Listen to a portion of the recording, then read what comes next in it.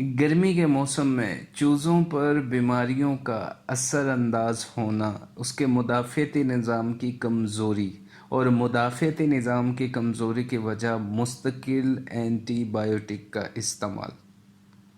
आज की वीडियो में आपको शऊर देने की कोशिश करेंगे इंशाल्लाह। तो शुरू करते हैं पहले कि चूज़े का मुदाफ़ाती निज़ाम क्या होता है, या एक मुर्गी का मुदाफ़ाती निज़ाम क्या होता है, वो आप चूज़े को ख़ुद से समझोगे। अंदर ख़ुदकार एक ऐसा सिस्टम जो बाहर से आने वाली बैक्टीरिया बीमारी उसकी उसका डिफेंस कर सके बर्ड का, यानी अगर वो उसकी सेहत के लिए मुज़िर है उसको ख़त्म कर दे। वो वायरस आ रहा है, अगर उसकी सेहत के लिए बर्ड की सेहत के लिए मुज़िर है तो उसको ख़त्म कर दे। ये उसका एक अपना लड़ने वाला सिस्टम जिस्म में ख़ुदकार अल्लाह ने उसे दे के पैदा किया, जो भरपूर सलाहियत रखता है किसी भी वायरल बैक्टीरियल डिज़ीज़ को ख़त्म कर देना। अगर वो इन्हें ख़त्म ना कर सके, ये वायरस या बैक्टीरिया जो बाहर से आया है, मुदाफ़ाती निज़ाम अगर इससे उसका सामना हो, लड़ाई हो, वो इस पे गालिब ना आए, तो फिर बीमारी शुरू हो जाया करती है। और बीमारी फिर शुरू वो चाहे बैक्टीरिया से हो या वायरस से, बहुत बड़ी मुश्किल का सामना करना पड़ता है। एक से दूसरे में, दूसरे से तीसरे में चलते चलते दवाओं के अखराजात अमवात साथ साथ। अब करना ये है कि हमें चूज़े के मुदाफ़ाती निज़ाम को मज़बूत बनाना है। चूज़े का इब्तदाई 3 हफ़्ते में ये मुदाफ़ाती निज़ाम जो बाहर से आने वाली बीमारियों से लड़ता है, ये बनता है, डेवलप होता है। इसकी एक एक स्टेप करके इसकी अपनी एक तकमील होती है।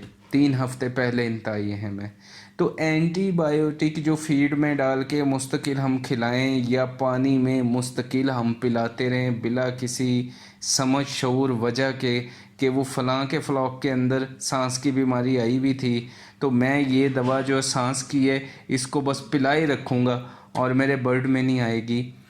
ये मुस्तकिल इस्तेमाल एंटीबायोटिक का इब्तदाई दिनों में, पहले 3 हफ़्तों में चूज़े की मुदाफ़ाती निज़ाम को बनने नहीं देता। वैक्सीन भी इसमें अपना किरदार अदा नहीं कर पाती दवाओं की वजह से। इसके अपने इम्यूनिटी की दबाव की वजह से वो भी अच्छा काम नहीं कर पाती। बाहर का दर्जा हरारत और जो नमी का तनासुब है वो गुज़िश्ता वीडियो में मैं बता चुका हूँ आपको, वो आप देख लीजिएगा उसको। जो अभी नए आए हैं या देख रहे हैं इस वीडियो को, वो उससे रहनुमाई ले सकते हैं। तो अगर दर्जा हरारत और नमी हमारे कंट्रोल में हो, यहाँ पे एंटीबायोटिक का इस्तेमाल हम ना करें, तो हमें क्या फ़ायदा मिलने जा रहा है। वो सिस्टम मज़बूत 3 हफ़्तों में बन गया, तो आगे आने वाला टाइम जितना चूज़ा आपके पास रहेगा वो बेहतरीन सलाहियत का मालिक होगा। उस पे बैक्टीरिया, वायरस निस्बतन बाहर के चूज़े या बाहर के फ्लॉक से एकदम से हमलावर नहीं हो के उसे मग़लूब कर लेंगे, बल्कि आप अगर ऐसे परिंदे को जिसका मुदाफ़ाती निज़ाम बड़ा बेहतरीन हो, आप उसे वैक्सीन की एक मज़बूत एक्सरसाइज करवाएं जिसमें सारी स्ट्रेन कवर हों। अपने डॉक्टर के मशवरे के मुताबिक आप बता के अपने बर्ड की कंडीशन, अपना वैक्सीन का शेड्यूल लिखवा लो, तो आप कहोगे कि ये तो बहुत ही बेहतरीन हो गया। तो अब हम इस चीज़ पे आ सकते हैं कि अगर अंडे वाली मुर्गी हमारे पास है, कम बीमारी होने की वजह से हमें एंटीबायोटिक इस्तेमाल नहीं करना पड़ेगी और मुदाफ़ाती निज़ाम मज़बूत है उसका। आपके पास हर्बल रेमेडीज़ हैं हर बीमारी की इलाज के लिए। मैं आपको बताता भी रहता हूँ और आइंदा भी इंशाल्लाह बताता रहूँगा। तो मुदाफ़ाती निज़ाम अगर बैठ जाए पहले 3 हफ़्तों में, अब ये देख लेते हैं क्या होगा। मुदाफ़ाती निज़ाम अगर बन ना सका, बार बार बीमारी, बार बार मुख्तलिफ़ दवाएं, बीमारी चाहे उसकी डाइजेशन में आए, पतली बीठ आ रही है, डायरिया हो गया, आँख पे दाना निकल आया, सांस में मसला बन गया, उसका बर्सल इन्फेक्शन हो गया, उसको जो भी इंटरनल एक्सटर्नल डिजीज़ उस पे एक के बाद एक के बाद एक आती जाएंगी, दवाएं देते जाओगे, आती जाएंगी दवाएं देते जाओगे। अब ये बर्ड नकारा है, یہ انڈا دے رہا ہے تو بھی اس کا بھروسہ نہیں، یہ گوشت بنا رہا ہے تو بھی اس کا بھروسہ نہیں کہ کس ٹائم پہ جا کے یہ جواب دے جائے کہ اس کا مدافعتی نظام بچپن کے 3 ہفتے تھے بنا ہی نہیں۔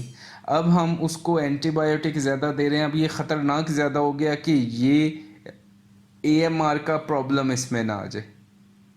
تو اس وجہ سے ہمیں اینٹی بایوٹک پہلے 3 ہفتے میں ضرورت کے مطابق جو پریونٹیو تھراپی سالمونیلا سے کرائی جاتی ہے 3 دن کی، وہاں تک محدود رہیں، اس سے آگے نہیں بڑھیں۔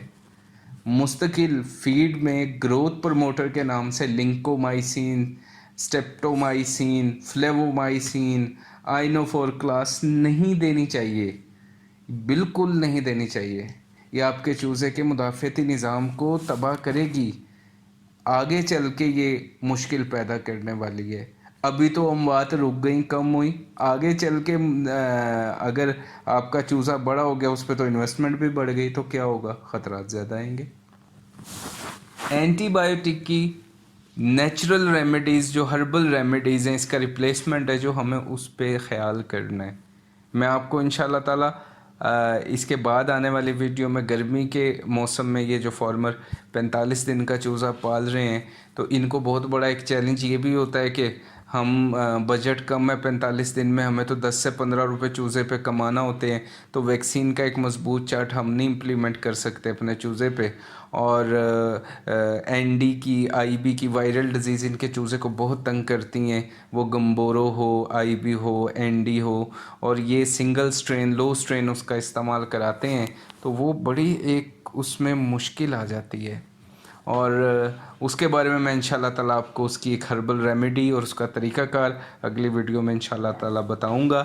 اینٹی بایوٹک کا آپ سمجھ لو کہ ہم اگر مستقل بنیادوں پہ استعمال چھوڑیں گے، بیماری آ گئی، ڈاکٹر کے صلاح مشورے سے 3.7 دن کی تھراپی کرا دی، کوئی مسئلہ نہیں ہے، ہم اس کا وڈرول پیریڈ بھی دیکھ کے انڈے اور گوشت کو استعمال کر سکتے ہیں، اس میں کوئی خطرے والی بات نہیں ہے، لیکن مستقل بنیادوں سے ہٹانی ہے تاکہ اس کا مدافعتی نظام بنا دیں۔